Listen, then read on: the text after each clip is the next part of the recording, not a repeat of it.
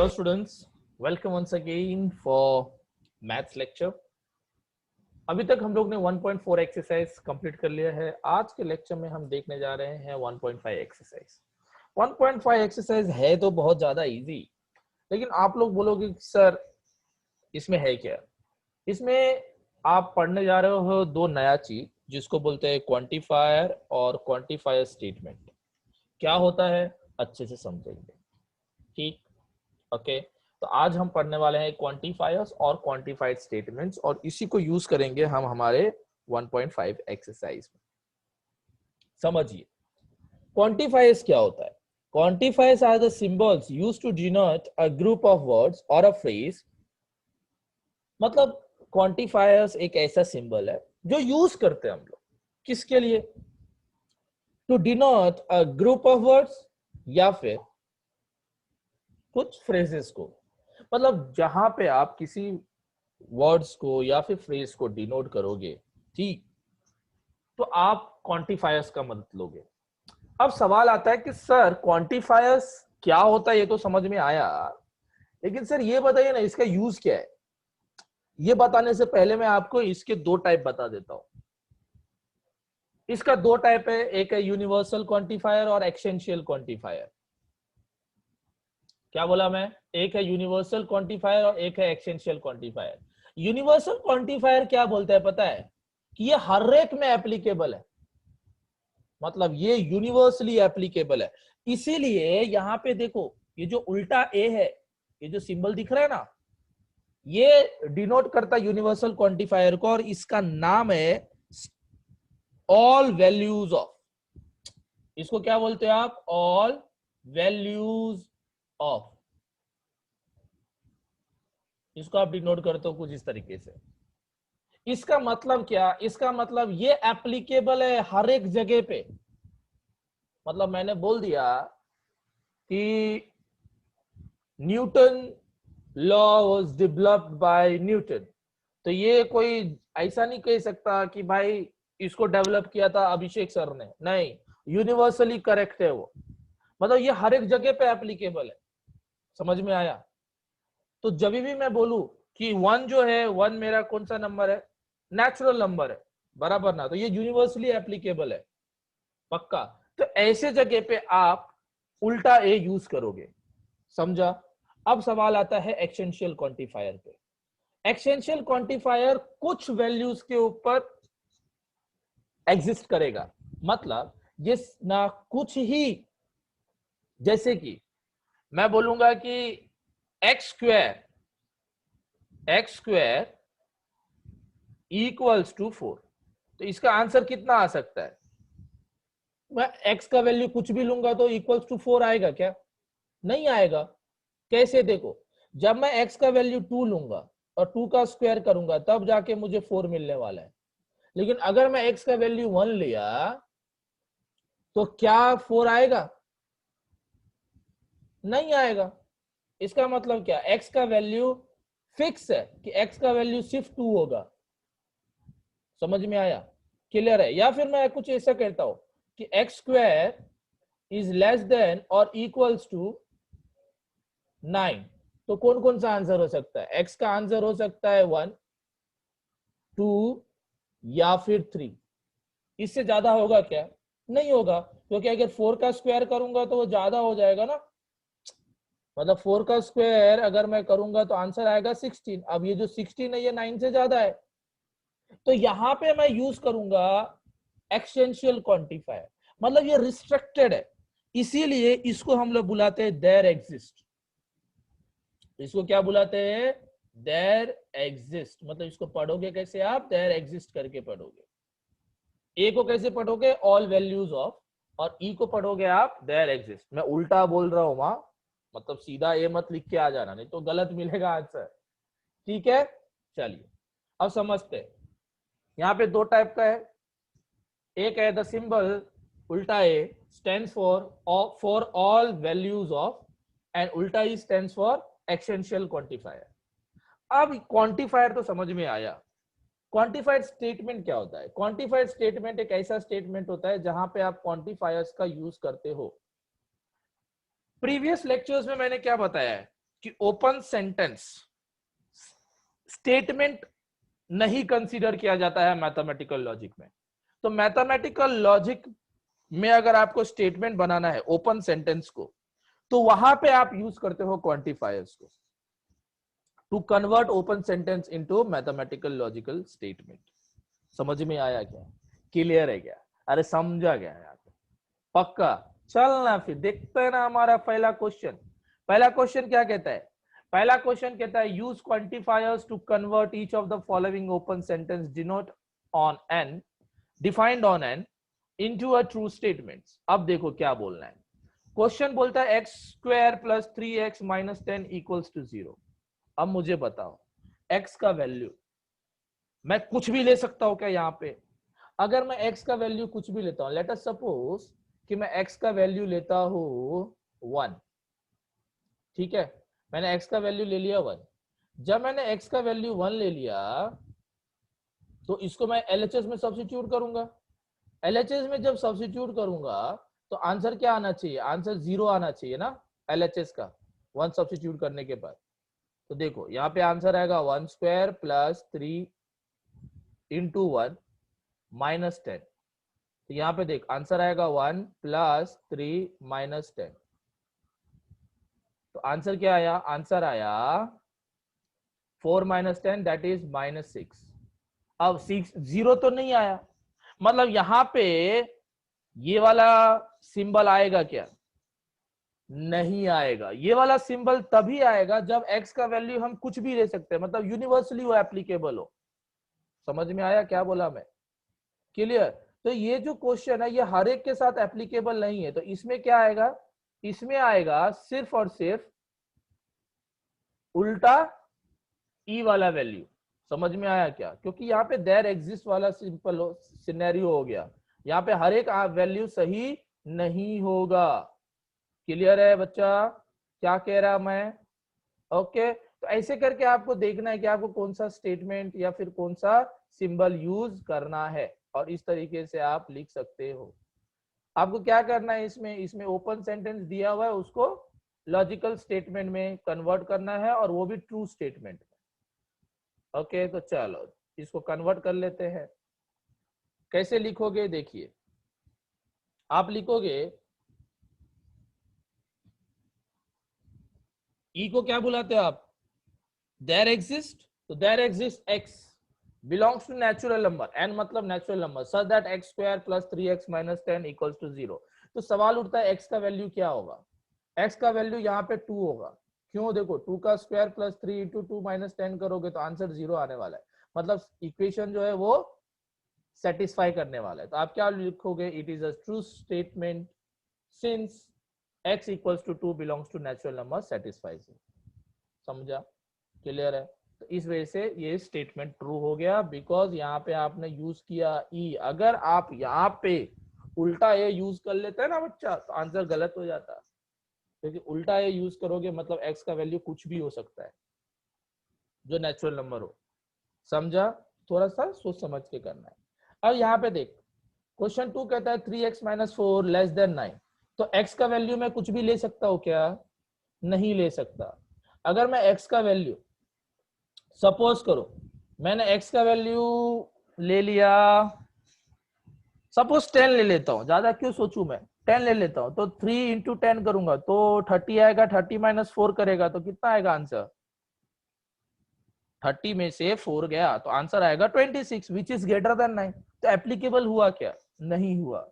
तो क्या यहाँ पे हमारा एग्जिस्ट फॉर ऑल होगा? नहीं होगा। तो यहाँ पे हमें यूज करना पड़ेगा अगेन उल्टा ही। तो हम लिखेंगे एग्जिस्ट मतलब सिंबल लगाओ, ठीक है, x belongs to natural number such that 3x minus 4 is less than 9। तो आंसर क्या आना चाहिए? आंसर आना चाहिए it is a true statement since x equals to 2 3 4 satisfies 3x minus 4 less than 9। अगर 5 भी लूंगा मैं तो जो आंसर आएगा वो सेटिस्फाई नहीं करेगा इक्वेशन को, इसीलिए जो जो आंसर सही है वो मैंने लिख दिया। ठीक है, नाउ थर्ड देखो, थर्ड है n square is greater than और इक्वल्स टू 1। अब यहाँ पे देखो n का वैल्यू अगर मैं 1 लेता हूं तो 1 का स्क्वायर हो करोगे तो कितना आएगा आंसर? 1 ही आएगा। सपोज मैंने 2 लिया तो 2 का स्क्वायर करोगे तो कितना आया आंसर, 4 आया, विच इज ग्रेटर देन 1, बराबर। सपोज मैंने 100 ले लिया तो 100 का स्क्वायर करूंगा तो आंसर आएगा 10,000, विच इज ग्रेटर देन 1। मतलब क्या, x का वैल्यू यहां पे अगर मैं n का वैल्यू कुछ भी लूंगा तो वो सेटिस्फाई करेगा इस इक्वेशन को। तो यहाँ पे क्या ले लू मैं यहाँ पे e लिखूंगा कि उल्टा a लिखूंगा, उल्टा ही, मतलब यहाँ पे यूनिवर्सल क्वांटिफायर यूज करना पड़ेगा मुझे, बराबर ना, क्योंकि हर एक वैल्यू में ये एप्लीकेबल है। तो मैं लिखूंगा universal quantifier n belongs to n means natural number n square is greater than और इक्वल्स टू 1। समझा? तो आप बोलोगे देयर, क्या बताओ, उल्टा ए को क्या बोलते हो आप, उल्टा ए को बोलते हो वैल्यू ऑफ ऑल वैल्यू, बराबर ना, पक्का। तो इस तरीके से बोलोगे all value of n belongs to natural number n square is greater than 1। ठीक है, it is a true statement since all n belongs to natural number satisfies it. Okay, now second है 2n minus 1 equals to 5। मुझे बताना answer क्या आएगा, answer आएगा there exist n belongs to natural number such that 2n minus 1 equals to 5. It is a true statement since n equals to 3 belongs to natural number satisfies 2n minus 1 equals to 5। तो आपको answer एकदम simple सा चीज समझना है कि आपको universal quantifier तभी यूज करना है जब हर एक वैल्यू नेचुरल नंबर का सेटिस्फाई करे गिवन इक्वेशन को। अगर गिवन इक्वेशन को हर एक वैल्यू सेटिस्फाई नहीं कर रहा है तो सब सिंपल सा चीज है, एक्सटेंशियल क्वांटिफायर यूज करो ना। समझा क्या, इतना सा है, दिमाग में क्लियर कर लेना है। ओके, चलो नेक्स्ट है क्वेश्चन नंबर 5। क्या बोलता है देखो, y plus 4 is greater than 6। अब यहाँ पे कितना वैल्यू हो सकता है y का, यहाँ पे y का सिर्फ और सिर्फ कुछ ही वैल्यू हो सकता है ना। y का अगर वैल्यू मैं 1 लूंगा तो 1 प्लस 4 5 आता है, which is not greater than 6, बराबर, पक्का। तो y का वैल्यू क्या हो सकता है, y का वैल्यू हो सकता है 3 मोर देन 3, मतलब 3 4 5 6 कितना भी ले सकते हो आप। तो यहाँ पे आप बोलोगे since y equals to 3 4 belongs to natural number satisfy y plus 4 greater than 6। तो यहाँ पे कौन सा सिंबल आया, यहाँ पे आया एक्सटेंशियल क्वांटिफायर का सिंबल। तो आप बोलोगे there exist y belongs to natural number such that y plus 4 is greater than 6। okay guys, I hope कि आपको क्लियर हो कि आपको कब एक्सटेंशियल क्वांटिफायर यूज करना है और कब कौन सा है यूनिवर्सल क्वांटिफायर यूज करना है। समझा? चलो क्वेश्चन नंबर 2 देखते हैं। क्वेश्चन नंबर 2 और ज्यादा इजी है। क्या बोला है कि if b 2 3 5 6 7 determine the truth value of each of the following. हमें ट्रूथ वैल्यू फाइंड करना है कि ट्रू है कि फॉल्स है। तो देखो सबसे फर्स्ट है, क्या कह रहा है सबसे फर्स्ट कि ऑल वैल्यूज ऑफ ए, मतलब यहां पे बोला है all values of X belongs to be such that X is a prime number. तो यहाँ पे देखो 2 3 5 6 में से सब वैल्यू प्राइम नंबर है क्या, मतलब 2 प्राइम नंबर है, यस। प्राइम नंबर सबसे पहले बताओ क्या होता है, ऐसे नंबर जो खुद के टेबल में आता हो बस, और किसी के टेबल में नहीं आता हो। 3 प्राइम नंबर है, 5 प्राइम नंबर है, बराबर। क्या 6 प्राइम नंबर है, नहीं है। क्या 7 प्राइम नंबर है, यस। तो यहाँ पे क्या यूज किया है, यहाँ पे यूज किया है यूनिवर्सल क्वांटिफायर का सिंबल। तो यहाँ पे देखो ना, हर एक वैल्यू एप्लीकेबल हुआ क्या, नहीं, इसमें से एक वैल्यू एप्लीकेबल नहीं हो रहा। तो मेरा स्टेटमेंट क्या हो जाएगा, मेरा स्टेटमेंट हो जाएगा फॉल्स। अब लिखना कैसे, ये तो समझ गया कि फॉल्स हो गया, बट सवाल आता है सर लिखे कैसे इसको। अरे बहुत ही सिंपल है, देखना क्या लिखोगे। For x equals to 6 x is not a prime number, ये तो मुझे भी पता है तुझे भी पता है, बराबर ना। तो क्या लिखेगा, therefore x equals to 6 does not satisfy the given statement। Satisfy करता है क्या, नहीं करता है बाबा, अरे बराबर ना, पक्का। तो आप क्या बोलोगे, therefore the given statement is a false statement। तो इसका ट्रूथ वैल्यू क्या हो गया, इसका ट्रूथ वैल्यू हो गया false, that is f। Clear है कह रहे? अरे सिंपल रखने का, बहुत ज्यादा सिंपल है, दिमाग एकदम सिंपल, ज्यादा नहीं सोचना है। ओके चलो नेक्स्ट क्वेश्चन है कि एक्सटेंशियल क्वांटिफायर मतलब ई किसको रिप्रेजेंट करता है? देयर एग्जिस्ट को रिप्रेजेंट करता है। तो आपको क्या बोला गया है कि there exist N belongs to be such that n plus 6 is greater than 12। मतलब ये सारे नंबर जो है इसमें से कोई भी एक सेटिस्फाई करता है क्या? आंसर है यस। देखो जैसे यहां पे मैंने n की जगह पे 2 लिया, तो 2 प्लस 6 करेगा तो आंसर आता है 8 which is not greater, I know that. लेकिन यहां पे सिंबल यूज किया ई, मतलब इसमें से कोई भी एक आंसर सेटिस्फाई कर देना चाहिए। कोई भी एक सेटिस्फाई कर देगा तो ये ट्रू स्टेटमेंट हो जाएगा। यही तो फर्क है ए और सॉरी एक्सटेंशियल क्वांटिफायर और यूनिवर्सल क्वांटिफायर में। यूनिवर्सल क्वांटिफायर कहता है कि सारा वैल्यूज सेटिस्फाई करना चाहिए, एक्सटेंशियल बोलता है भाई कोई भी कर लो सेटिस्फाई। अरे समझा कि नहीं समझा? ओके अब पता है गरीब लोग क्या करते हैं। गरीब लोग बोलते हैं भाई तुम जितना मेहरबानी कर दो, मेरे को 10 रुपया भी दे दोगे तो बहुत मेहरबानी होगा।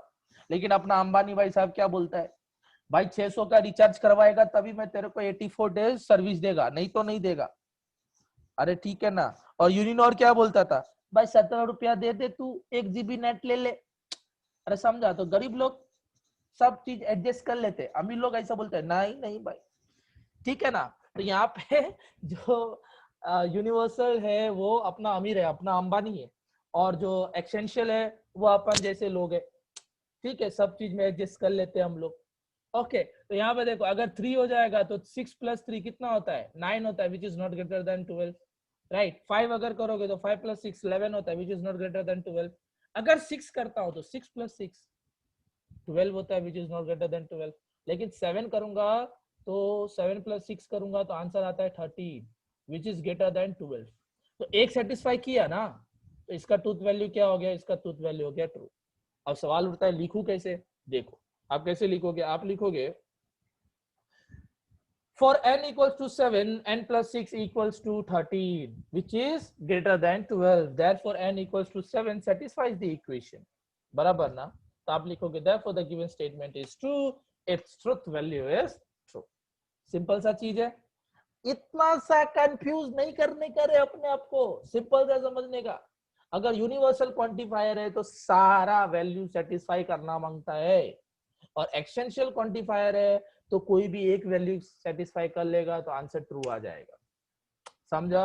चल बढ़ते हैं आगे। नेक्स्ट है there exist n belongs to be such that 2n plus 2 is less than 4। बताओ आंसर क्या होगा? हमारे पास ब्रैकेट में वैल्यूज है कौन कौन से? 2 है, 3 है, 5 है, 6 है एंड 7 है। चलो 2 से अप्लाई करो, 2 को अप्लाई करो इस इक्वेशन में तो आंसर आएगा 2 2 जा 4, मतलब 4 प्लस 2 करेगा तो 6 आता है। क्या 6 4 से छोटा है? नहीं बाबा। इसका आंसर क्या हो गया? इसका आंसर हो गया फॉल्स, क्योंकि देख 2 सबसे छोटा नंबर था। जब 2 ही सेटिस्फाई नहीं कर रहा तो 3 किधर से सेटिस्फाई करेगा? और 5 6 7 का तो बात ही छोड़। समझा? तो आंसर फॉल्स आने वाला है। अब सवाल आता है लिखे कैसे, तो देखो there is no n in b which satisfies 2n plus 2 less than 4। तो क्या बोलने का? बोलने का the given statement is false। बराबर। तो इसका ट्रूथ वैल्यू क्या होगा? इसका ट्रूथ वैल्यू हो गया फॉल्स। अरे सिंपल है, ज्यादा टेंशन नहीं मारने का। समझा गया? अब यहाँ पे देख क्या बोलता है, there exist all values of y belongs to b such that y square is negative। Possible ही नहीं है, सारा नंबर मेरा पॉजिटिव नंबर है। अरे बराबर ना। तो पॉजिटिव नंबर का स्क्वायर करेगा तो पॉजिटिव ही आएगा, नेगेटिव नंबर का भी स्क्वायर करेगा तो नेगेटिव नहीं आता है, पॉजिटिव आता है। बराबर। तो ये तो सरासर नाइंसाफी है। हमें आंसर ही फॉल्स लिखना है इधर, क्योंकि कोई भी कंडीशन फुलफिल होने वाला ही नहीं है गाइस। सारा का तो छोड़ो, एक भी नहीं होने वाला है, तो आंसर फॉल्स आने वाला है। देख लिखेंगे कैसे, there is no y in B which satisfies y square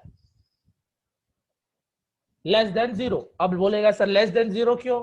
because negative है ना भाई, नेगेटिव नंबर किधर लाई करता है? 0 से नीचे ही लाई करता है ना, इसीलिए लिखा लेस देन 0। नहीं तो तुम लोग बोलता है सर आप कुछ भी लिख देता है, मैथ से सर वैसे ही समझ में नहीं आता रहता है सर हम लोग को, तो टेंशन नहीं लेने का बाबा।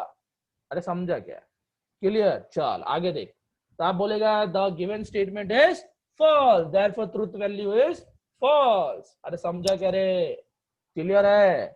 पक्का? बस ना बिल्डू लोग, आज के लिए इतना ही। मिलते हैं अपन एक नए लेक्चर में फटाफट। अभी प्रॉपर आ रहे हैं लेक्चर तुम लोग के लिए, तो अच्छे से देखो, फटाफट सॉल्व करना शुरू करो। जैसे ही चैप्टर खत्म होएगा टेस्ट में रखने वाला है, पहले ही कह दे रहा हूं। जो मेरे व्यूअर्स है वो भी टेस्ट में पार्टिसिपेट कर सकते हैं, मैं टेस्ट पेपर दे दूंगा, जाके चेक कर लो। ओके, बाकी लोग व्हाट्सएप पे है अपन, हम बात कर लेंगे। टेस्ट पेपर उधर पे शेयर होगा आप लोग के साथ, आप लोग दीजिए, चेकिंग करके मिल जाएगा। सबके लिए है ये, बहुत अच्छा अपॉर्चुनिटी है। हम लोग ऐसे एसेस करते रहेंगे और फटाफट अब हम फर्स्ट चैप्टर कंप्लीट करने वाले हैं। ठीक है? ओके चलो, मिलते हैं आप सबसे एक नए लेक्चर में एक नए टॉपिक के साथ। Till then take care, bye bye, and don't forget to like, share and subscribe.